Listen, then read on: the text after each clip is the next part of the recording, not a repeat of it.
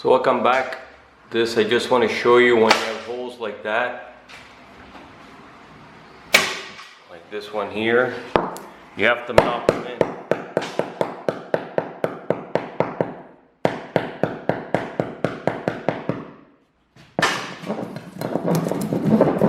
That when you plaster, it's going to be nice and flush.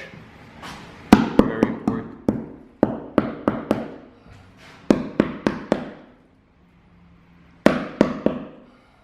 There you go.